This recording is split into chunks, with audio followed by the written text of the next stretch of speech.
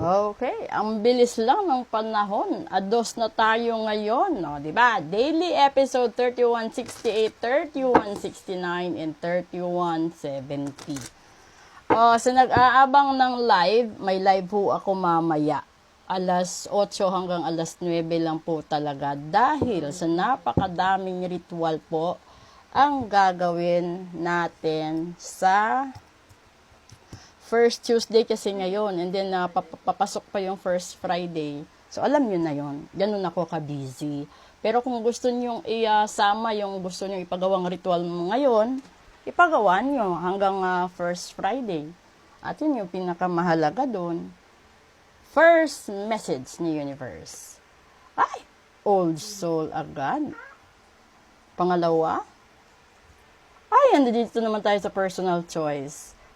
Pangatlo, and this is being clever. Diba? Pasensya kayo, may diferensya lagi lalamunan natin.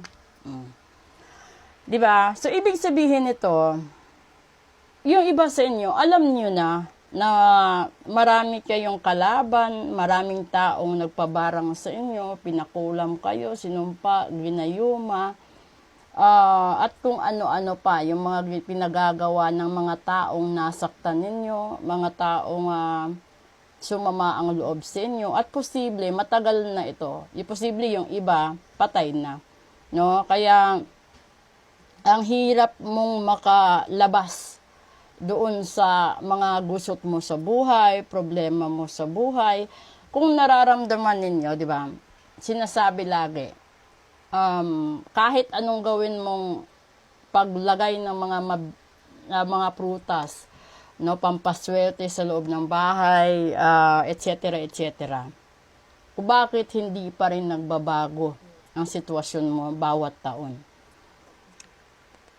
Kung ako, bilang manghuhula ninyo, manggagamot ninyo, at saka card reader ninyo, bago nyo gawin at subukan ang mga lahat ng pampaswerte, lahat ng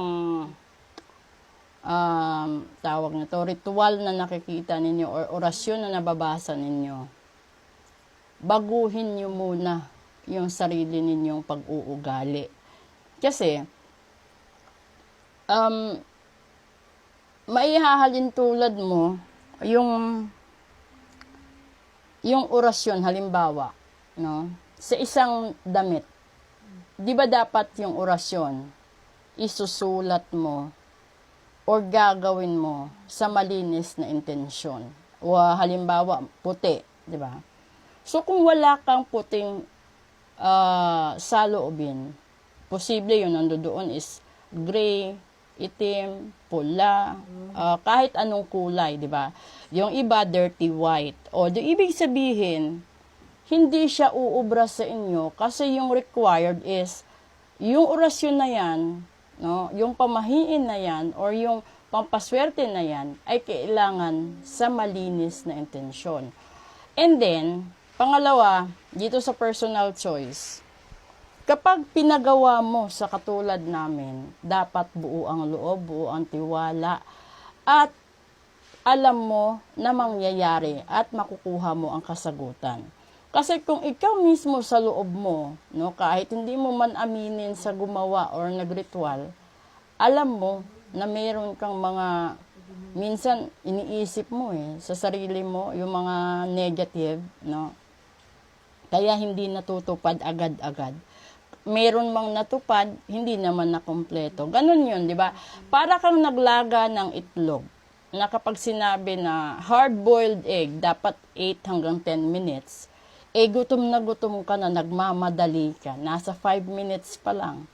O di ibig sabihin, kalahati hard, kalahati liquid, or probably para siyang malasado sa itlog na gano'n, di ba? So, you have to be wise, no, sa lahat-lahat ng ginagawa mo. Hindi lang sa larangan ng pag-ibig, sa larangan ng negosyo, sa larangan ng pagiging may-ari ng kung ano man ang meron ka sa buhay mo.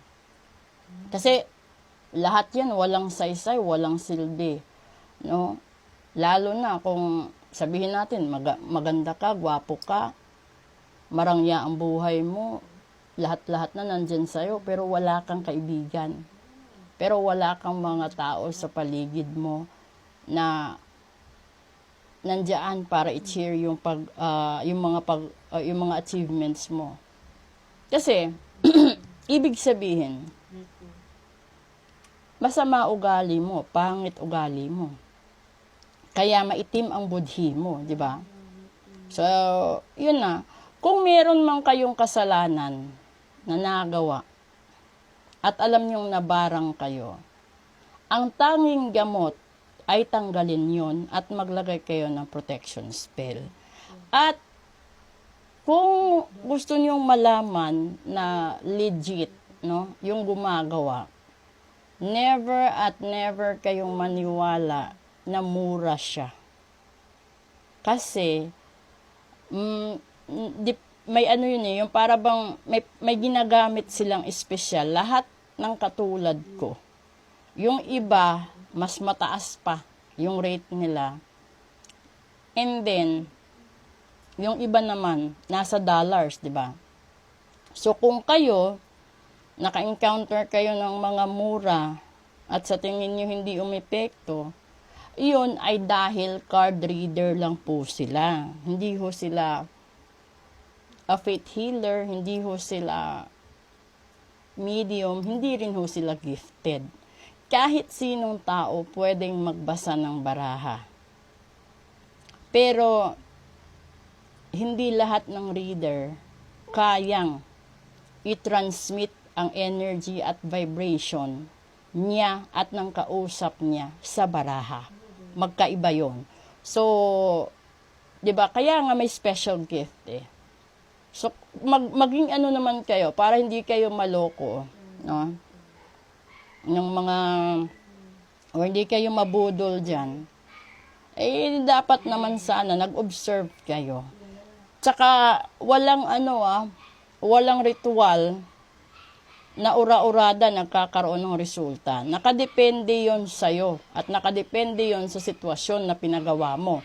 Kasi, sabihin na natin, halimbawa ito, yung taong nagtampo sa'yo, sumama ang loob sa'yo, namatay na, no? Ilang taon nang nakaraan. So, kapag gusto mong humingi ng tawad sa taong yan, hindi mo na siya maririnig kung natanggap ba niya o hindi, di ba? So, yung gagawin mo is iparitual mo, no? Magparitual ka na humihingi ka ng tawad sa taong yan. At huwag mong asahan na patawarin ka kaagad. Kasi kahit kaluluwa na lang yan, may ano pa din siya, may rights pa din siya na tumanggi, di ba? Minsan, nagde-demand pa yan. So, walang magagawa kapag kailangan niya. Yan yung personal choice na dapat mong gawin. Kung inaalat ka sa finances mo at alam mo na marami kang taong inutangan at hindi mo binayaran, isa yan sa dahilan kung bakit paulit-ulit ang problema mo sa pera.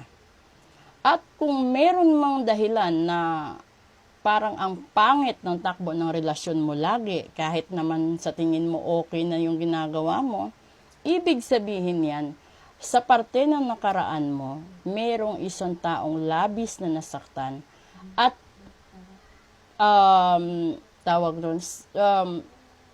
para bang silent yung pagdasal ng puso niya na sana dumating ang panahon, maranasan mo rin ang pait at ang sakit na naranasan niya sa'yo. Iyon ang tinatawag na karma. Yung karma pa naman yan, 10 to 15 years. O, di ba? So, kung ayaw mong ipatanggal ang karma mo ngayon, no? Ngayong Martes, which is the first Tuesday, magbilang ka ng 10 to 15 years na sacrifice. So, saan ba yung pinakamahal? Yung magsakripisyo ka ng 10 hanggang 15 taon o magparitual ka? Para matanggal lahat ng kulang, barang, sumpa, kung ano pa man ang issue na meron ka. Okay? So, you have to be wise. You have to choose. Kasi matagal na ito, ibig sabihin, ito ang nagbigay sa'yo ng problema.